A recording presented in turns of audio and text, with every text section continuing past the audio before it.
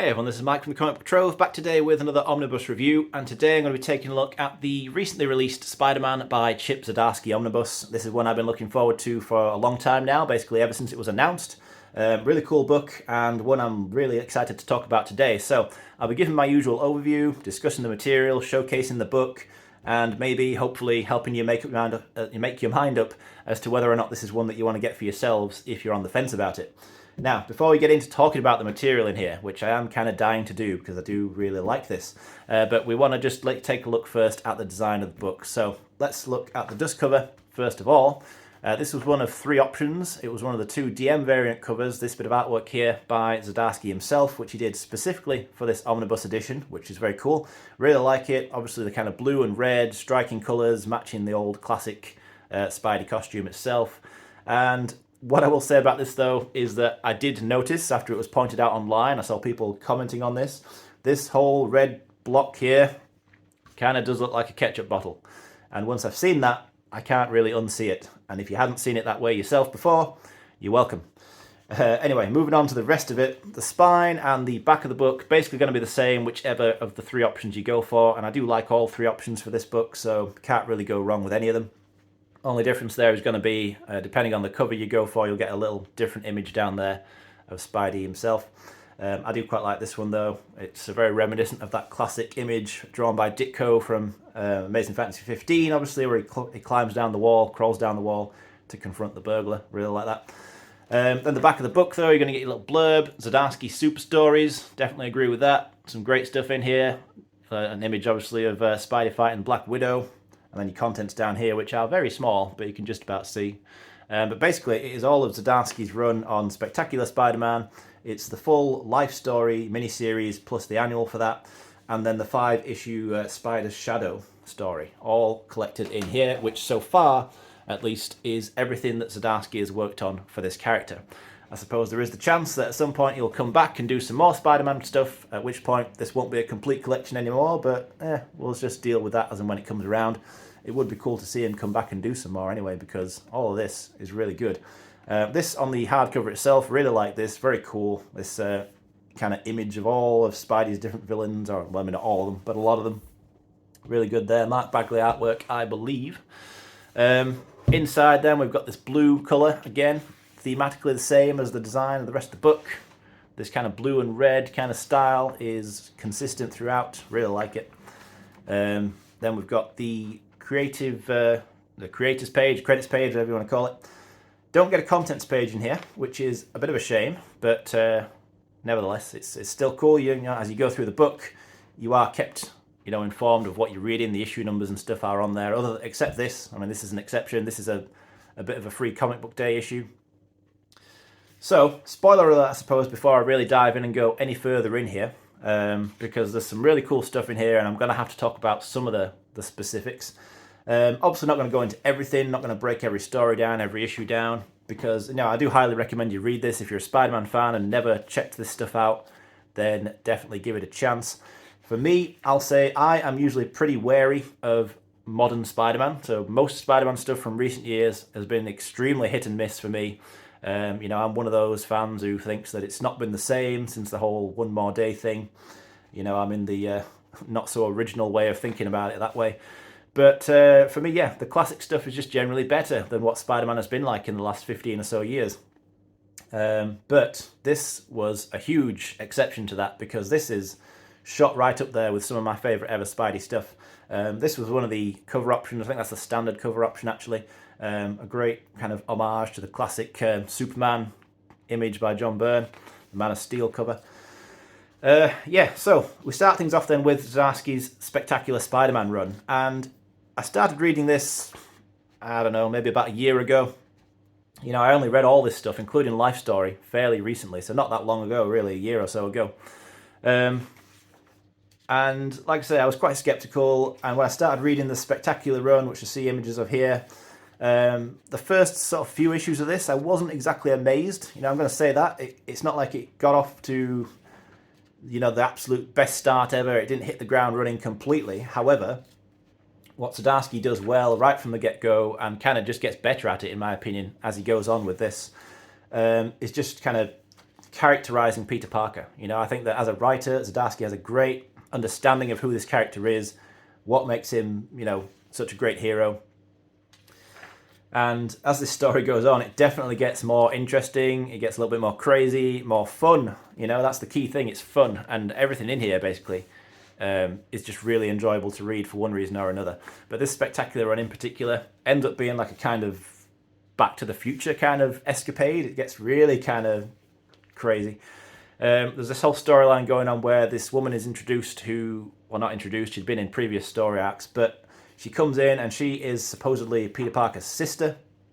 And there's kind of a whole thing up in the air as to whether or not she really is or not. You do get this issue in here, which might be one of the absolute best Spider-Man comics I've ever read. Certainly the best J. Jonah Jameson featuring comic I've ever read. So this is an issue, and this is all in canon, by the way. You know, this is not this part at least, is not a what-if story. It's not an Elseworld story or anything like that. This is an issue where Spidey and Jonah sit down and they just have a chat, basically. They have a conversation in JJ's apartment, and they kind of talk about why Jonah's always hated him, the whole history that the two characters have, that whole animosity between them. They go right back to, you know, Spidey's beginning and the first impression that he made on Jonah. And then really cool is the fact that Peter decides to take his mask off and reveal to him exactly who he is. And from this point onwards, this is kind of the turning point for me. I say it didn't start off in a way that completely hooked me, but this issue definitely changed that, because from this point onwards, Jonah starts to hang around as a kind of sidekick character with Spider-Man. He decides to help him out. It's one of those things like subverting your expectations, but in a good way, because that I did not see that coming when I first read this. And the fact that he goes on to become a pretty key supporting character and a genuinely fun character, you know, it's really cool to see that whole dynamic twisted around. Obviously, so much of Spidey history has been Jonah hating Spider-Man, out to get him in any way he can. So to then see him suddenly working alongside him and trying his best to help him and make amends for the trouble that he's caused him in the past. Really, really good. I loved all that. And it doesn't even stop there. It gets crazier than that. It gets more wild than that. And you get this, ultimately, this whole kind of time travel story going on, where Peter and Jonah and the woman, I have to keep forgetting her name, but the supposed sister of Peter Parker, they all go back in time to the early days of Spider-Man, basically the Lee Ditko era, pretty much. So Peter, we see him here. I love how he's kind of drawn in that kind of Ditko style as well, to kind of show you where they've gone back to. So yeah, the older Peter from the present goes back and meets his younger self and ends up kind of helping him out, because, you know, at this point, you know, the young Peter is meeting a lot of his villains for the first time, doesn't really know how to best deal with them. And you've got the more experienced Peter who comes in and basically goes, oh yeah, Doc Ock, all you got to do is this, and just helps him easily take out all these villains in these first encounters. Really cool. And a lot of great artwork throughout here as well. I haven't really mentioned that, but so much of the artwork in here is really cool. There really wasn't any weak artwork in here for me. It all worked really well. Earlier on, I did make a reference to Back to the Future, and the reason for that is because when they go back to the future from this past, because of things that they've done and basically messed with the timeline, when they try to go back to the present, it's now a dark, twisted version of the present, so it's a whole Back to the Future 2 thing. This is pretty cool because it's, you know, a lot of things are different. You know, at this point, the Peter Parker of the past basically didn't go down the same path that he originally did, so he's not being a very good Spider-Man anymore. Gwen Stacy is still alive, and the Avengers are kind of operating underground. Not going into all this in specifics for, you know, because I don't want to spoil all of it. But needless to say, it is really cool. Didn't expect the story to go in that direction, and when it did, it not only was unexpected, but it was all excellently well written.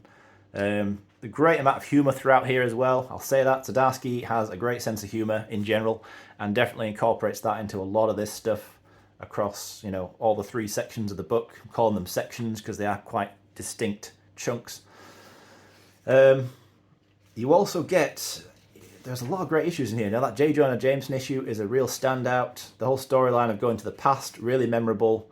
There's a Sandman story here that I liked, very kind of quite emotional story, giving the Sandman a bit more depth than he typically gets as a character, a bit more character development.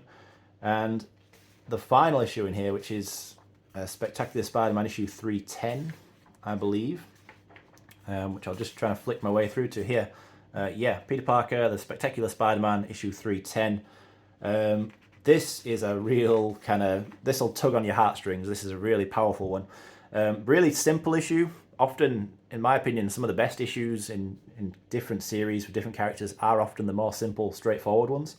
So the premise of this issue is that somebody is interviewing random people on the street to get the kind of everyday person, the everyman's opinion on what they think of Spider-Man. And we see random characters like this giving different opinions. Some think he's cool, some think he's great, some think he's a menace.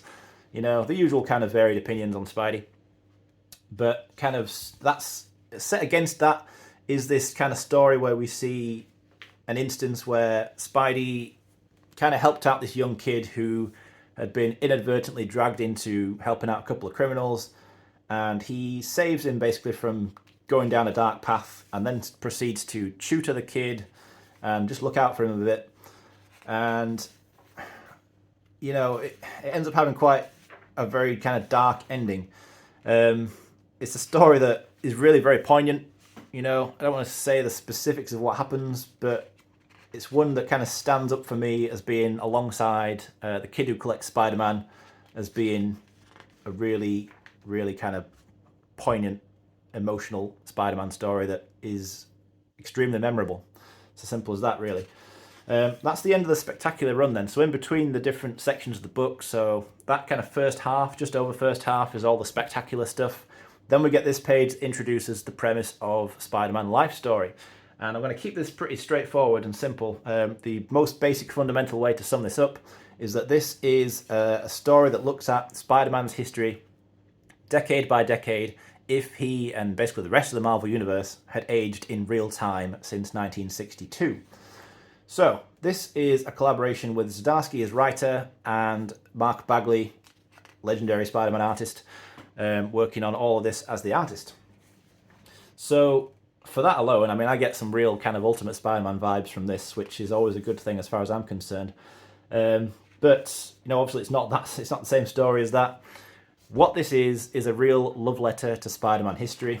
It takes a lot of the classic and significant events that have happened in the series' history and puts a lot of unique different spins on it, kind of references it, pays homage to a lot of it, but also Zdarsky does some unique stuff and turns it all around and does different things with it all. So issue by issue is a different decade. Issue 1 is the 60s, 2 the 70s, 3 the 80s, and so on. And as we go through them all, we see Spidey and everybody else aging in real time. As though here he's kind of a teenager, then next he'll be in his mid-20s, his mid-30s. It's straightforward enough in that sense. But, so you see, in every decade, every issue, you see kind of at least one, maybe two, or even three key events that happened in actual Spider-Man history in that decade. So here, in the 60s issue, we see the incident where Norman Osborn and Peter Parker learn each other's secret identities for the first time and have a big fight there. So we see a version of that story. In the 70s, we see a different take on the death of Gwen Stacy storyline and the original Clone Saga. In the 80s, there's Kraven's Last Hunt and Secret Wars and Venom. You get the idea. But this is really, really cool and, again, excellently written by Zdarsky. This is probably the standout story in the whole book. This book has had a lot of praise. You probably don't need me to tell you all this about it because I think it's not very old life story, maybe 3-4 years old, is it? I'm not sure off the top of my head. And people have basically been praising it ever since it first came out. And I was a latecomer to it. Like I said, didn't read it when it first came out. Didn't read it until kind of early this year, I think. And kind of kicked myself for not reading this sooner as a big Spider-Man fan, because this is really, really good. Really loved seeing this unique version of Peter Parker's life story. Literally is his life story. It's one of the most perfectly named stories there's probably ever been. Every issue, by the way, has a really cool cover. I believe that Zdarsky did all the covers for the series. So we see Mary Jane here. Interesting relationship that they have, and Aunt May, aging in real time, so she's like incredibly old at this point. I mean, she was incredibly old to begin with, so now she's about 150 in the 80s. But I just loved all this, you know, I really, really did. And Bagley's artwork works fantastically well, you know. Like I say, he's the Ultimate Spider-Man artist, and Ultimate Spider-Man's one of my favourite ever series, so seeing him do more Spider-Man is never going to be something I'm going to criticise. Really like how it all ends, though. I mean, this is the way that Life Story ends. I've already mentioned like a poignant emotional issue that's already in this book, and the way that this all ends off is perfect. The ending of Spider-Man Life Story is one of the most perfect endings to a story, in my opinion anyway, and obviously opinions will differ. But for me, it's exceptional. It's absolutely amazing. And this is the final issue. You know, at this point, Peter Parker's old. He's in his 70s pretty much, if I remember rightly. There is a young Miles Morales, because this is the 2010s, the final issue. So, you know, a key thing that happened in Spider-Man's history in the last decade was the introduction of Miles Morales as a new alternative Spider-Man. So we see Miles come in here, and we see these final scenes, and I want to give another spoiler warning here. I already gave that warning at the beginning, but I'm going to focus on the very end of Life Story here. So if you don't know about this, you don't want me to specifically tell you what happens at the very end of this. I'm about to do that. So at the end of this, Peter does sacrifice himself, and these are the final 2 pages. Miles goes to see Mary Jane, who at this point is, you know, an elderly woman. She gives him the blessing to become the next Spider-Man, and we get this final page, which is presented as something that Peter, I mean, it's a little ambiguous, something that Peter is either thinking. The way I interpret it is that this is kind of his final thoughts as he was about to die, because he has this whole kind of almost dream sequence where he imagines a conversation with Mary Jane and pretty much says, you know, despite all the ups and downs of his life, the many troubles he's been through, it's ultimately been a good life. And this final page here, where he kind of reimagines the classic original encounter with the burglar who went on to kill Uncle Ben, and in this final moments he's able to imagine that without any of the guilt that he's carried his entire life over, in his opinion and his belief, causing his uncle's death. And he's able to reimagine it, not feel that anymore, and just have a good dream where he stops that criminal and therefore would have obviously saved Ben. It's an ending that it really got me, honestly. That's a bit of a tearjerker, I'm not going to lie, the first time I read that. You know, that and the ending of Spider-Man Blue, 2 endings, and there aren't many endings that did it to me, but 2 comics that I've read in my time, and they generally pretty much brought a tear to my eye. Really, really good. Then you do get this Life Story Annual, which is kind of a bonus story added on to the end, where you see a lot of it from J. Jonah Jameson's perspective this time around. So a cool addition there. Not exactly essential to the story, but obviously a cool addition here. And then we get the Spider Shadow story. So you get another introductory page for that. And then this is a dark story. You know, this is quite a bit different from the other stuff in the book. This is basically asking the question that what if Peter Parker never gave up the symbiote suit when he first got it? So obviously in the kind of original story, the canon story, whatever you want to call it, Peter realized the symbiote was affecting him.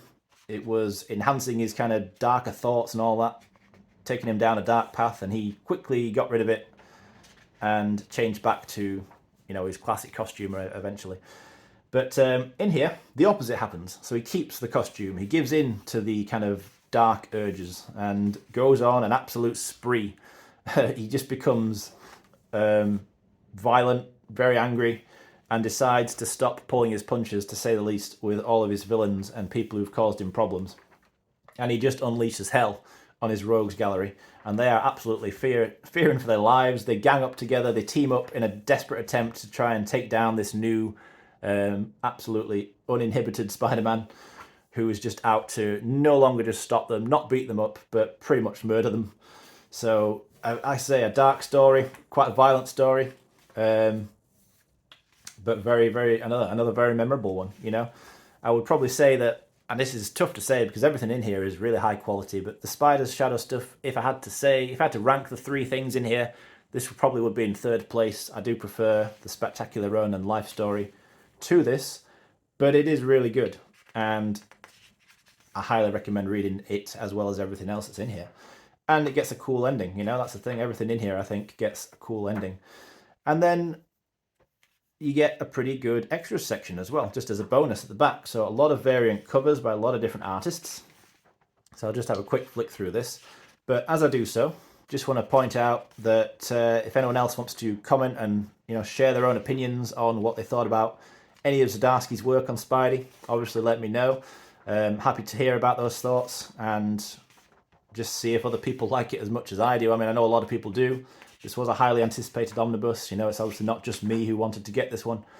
A lot of this is really cool, by the way. I love a lot of these covers. And there's all these kind of variant covers for life story issues, the life story issues as well. There's an 80s one in here. Yeah, this one here. Really love that. I mean, that's perfect. I've never seen a more 80s image than that. If one image captures what the 80s were like, I feel like that is it. Oh yeah, there's the classic kind of Zdarsky cover for Life Story, so you can see kind of how he's mimicked that and done a variation of it for this omnibus. But yeah, really good stuff, really good book, and kind of instantly jumps up to being one of my favourite, I mean, not just my favourite Spider-Man omnibuses, but this is probably quite high up in just my favourite omnibuses in general. This is a really cool thing as well. So this was part of Spectacular Spider-Man 300, and it's a cover gallery for every issue of Spectacular Spider-Man up until that point, from the very first issue here, that classic tarantula cover, throughout all the history to go up to, you know, what was then the present. Really cool. And then you do get some kind of bits of artwork in here by Bagley, Adam Kubert, who I didn't mention, but he was the artist on a lot of the Spectacular run. All in all, a top quality omnibus. This, some great Spider-Man material, and for me, easily, like no contest, easily the best Spider-Man material from the last probably 10 years, if not more than that. I just love this. It's a great take on the character. Zdarsky had a great handle on everything he was doing in here.